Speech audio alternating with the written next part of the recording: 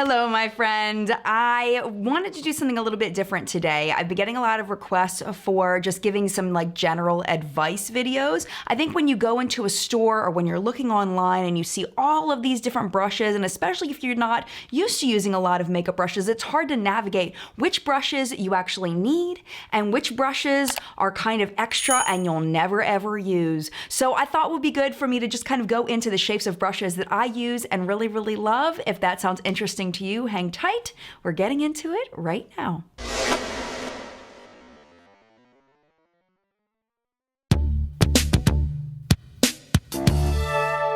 Let's go ahead and start with face brushes. So the big face brushes that I use for foundation, other than my rotating makeup brush that's really hard to find, that's like electric, we're gonna take that one out of the equation. We're just gonna go with regular, hold the brush, put on the stuff, is a flat top Kabuki brush. So what you're looking for in a Kabuki brush is one that's very dense like this one, and it's got a flat top.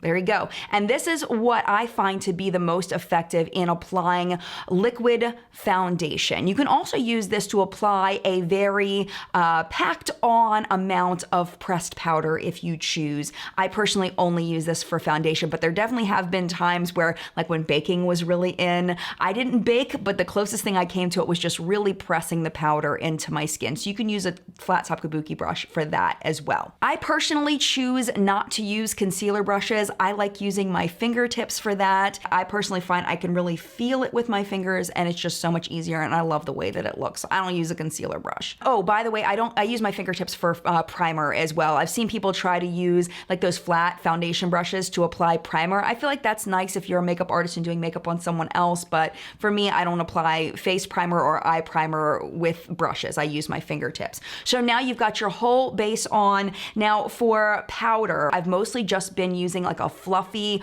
round brush for applying some kind of either setting powder or at the end a finishing powder. This is the Real Techniques blush brush, but I really like the bulbousness of it for applying just a very light dusting of powder. I do enjoy that. So definitely one of those. For blush, the way that I've found to find a blush brush that works for me is to kind of measure up the brush onto my cheek, or kind of imagine how big my cheek is.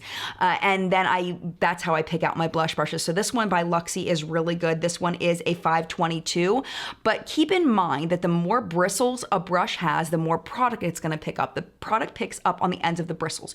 So a brush like this that has lots of bristles is going to pick up more product. What does that mean? It means that you're going to be, if with a very pigmented blush, you're gonna end up going to clown face a lot easier, a lot faster. So you're gonna wanna tap with a brush like this very, very gently into a pigmented blush. In a buildable blush, this is probably more ideal. For a more pigmented blush, if you want something that's a little bit easier to work with, you could get a Stippling brush. This is another Luxie one. This is the Duo Fiber Powder. It's 516. You see it has a lot less bristles at the top, so it doesn't pick up as much product. So, you know, kind of using it in that circular motion from the front to the back. From the front to the back. Is that a song? I feel like that's a song. So if you're new to makeup, you're just starting to use blush, you may want to do something like this because you might find it easier to work with. e.l.f. makes a fantastic small stippling brush, but it's small.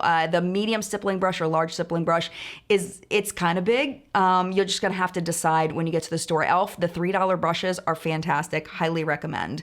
If you can find the right shapes, because some of their shapes are super weird. So now that you've got your blush on, contour. For contour, I personally prefer an angled brush because I feel like it really hugs that curve. And I do have a full video on how to contour for people that don't know how to contour. I personally think it's a really good video. It's one of my favorite videos that I made in this little series that I did. But what you want to do is, everybody's face shape is different. So you want to start with the most product here by the top of your ear, and you want to bring that down toward, almost like you're playing pool. You want to bring it down toward the corner of your mouth, and you want to stop in the center of your eye. So the most product here, and then bringing it down so that you have less product as you go down. Once you've got the product on, you're gonna blend in circular motions, but you're gonna blend upward, never downward, because then you're gonna end up with a beard. And a lot of us don't really enjoy the bearded look. If you do, you do you, but for me, I don't wanna look like I have a beard. So I wanna go upward when I blend my contour. And it's okay if it goes into your blush a little bit. It's totally okay.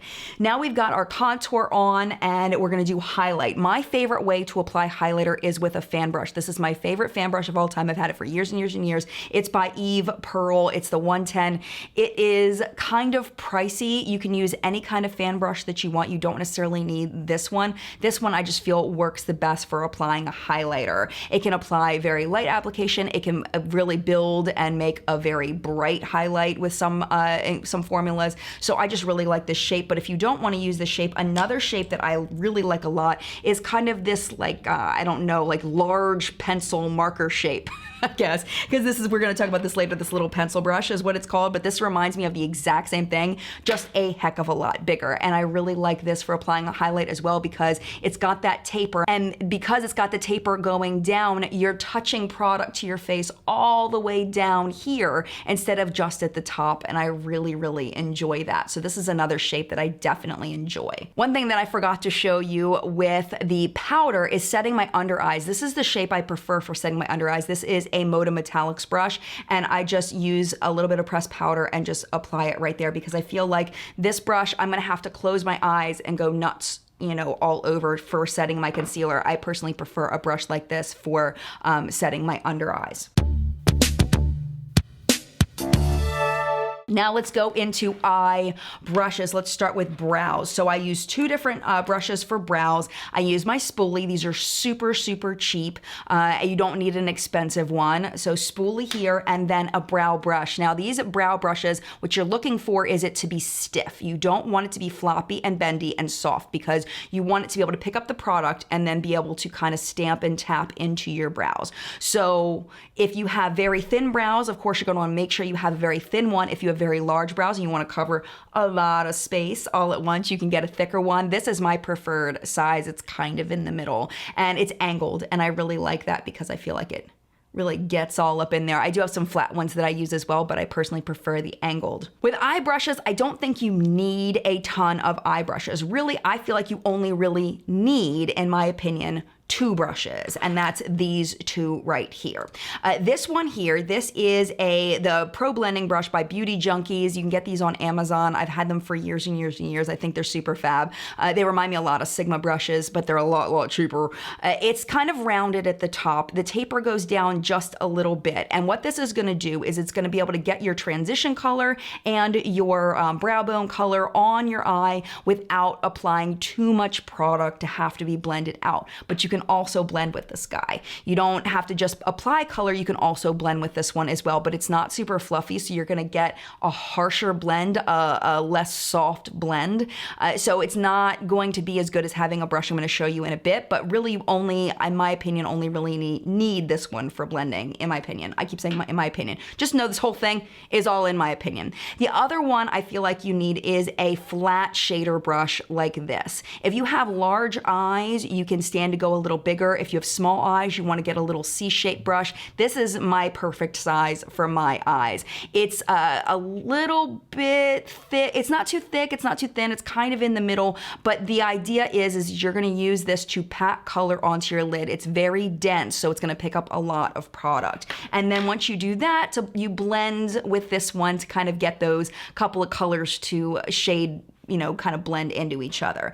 If you want to go one step a little more pro, we go into a fluffier blending brush. This is going to give you a softer blend, a less harsh blend. So it takes a little bit longer, but the effects of it are much prettier that you take your time and blend with a fluffier brush. This one is the Sigma E40. It's fantastic, but again, you don't need a Sigma brush necessarily. You can get a lot of these kinds of shape brushes for much cheaper. So this is for blending already applied product. And every once in a while, if I just want a teeny bit more product, I'll put just a little bit of product on the tip of this and just blend it just a little bit.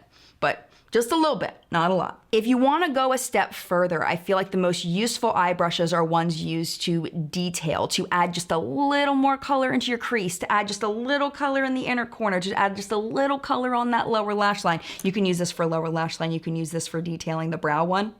Multitask. Use it in your crease, use it on your lower lash line, use it for whatever you want. But these are some brushes that I really like. I feel like Luxie knocks it out of the park with their small detailing brushes. And I feel like a pencil brush is probably where most people start with detailing. This one is the Sigma E30. I don't know why they're all Sigma. I do like Sigma, but you know, I'm not like a Sigma person. Like, I'm not like a Sigma girl, whatever you call it. I know there's like the Morphe babes. What are the Sigma people called? I don't know.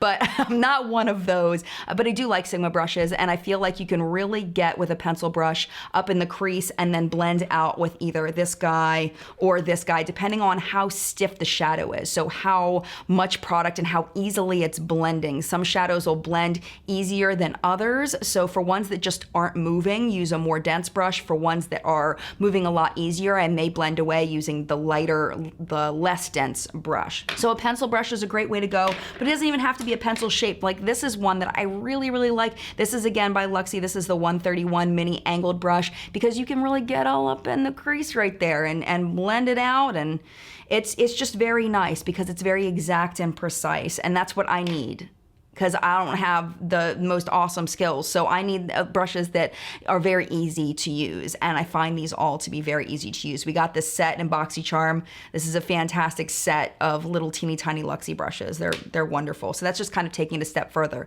But for me, I don't feel like I need any other brushes than these. I want to show you a few brushes that are ones that I don't personally use, that I don't feel like I need in my life. If you found a way to use them and you really like them, I think that's awesome. But for me, I feel like they're not as useful as I wish that they were. So the first one is a foundation style brush. These are great for face masks, but as far as applying foundation, I find them to be very streaky. I don't like brushes like this. This is like I think NARS made these pretty famous. This is, they had that like the NARS Ita brush, which was like a really short, thick brush for applying contour. I feel like this applies too much contour and it makes it more difficult to blend out. So I don't personally like this. If you do Instagram looks, you probably like a brush like this better because it's gonna give you that more dramatic contour. But for me, they're fine, but I don't really like them that much. These eye brushes, these ones that are like real thick and round, they apply a lot of product. So I personally would rather, in my experience and what I like to do, I would rather apply less product and blend it a little bit more, blend it a little bit more, blend it, than apply too much with something like this that's like really rounded. I used to use brushes like this and I've found them not to be as functional, at least with my eye shape. I just feel like they apply too much product and then they're difficult to blend out, so I don't like those. And then this is the concealer brush that I was talking about earlier. This is the Precision Angled Brush by Royal & Langnickel. This is great for applying concealer. It's angled, but I like my fingertips, and fingertips are free, so I feel like you don't really need this, in my opinion. These paddle brushes, I went through a phase where I was really, really digging on these. I still really like the largest one for applying foundation, but I honestly don't think that the rest of these are that super functional. This one I was using for blending out concealer, but again, fingertips. So I haven't been using this kind as much as I was when I first started using them. But again, I really do feel like that big one for applying foundation is the best and really the only one that I feel like I need in my life. Like the little teeny skinny eyeliner one, I found really, really difficult to use. Oh, speaking of eyeliner, I haven't used gel eyeliner recently, but if I do use gel eyeliner, I like a thinner version of this, like an angled thin version of this. But I haven't really been using a lot of gel eyeliner. I'm mostly using pen eyeliners and like liquid eyeliners. That's kind of been my preference lately. So I've been using a lot of those brushes. So that is it for this brush video. I hope that you found it helpful. I know that some of you have so much knowledge about brushes. So if you could leave your thoughts in the comments down below, in the collective brain of makeup awesomeness, it would be much appreciated by everyone, because we are trying to help each other not to buy crap and to buy things that are totally worth it. So leave your thoughts down there. If you find someone's comment helpful, leave them a little thank you so they know that they helped you, and bring a smile to their face. Don't forget to interact with each other and support each other. Mad love to you, and I will see you in a video very, very soon.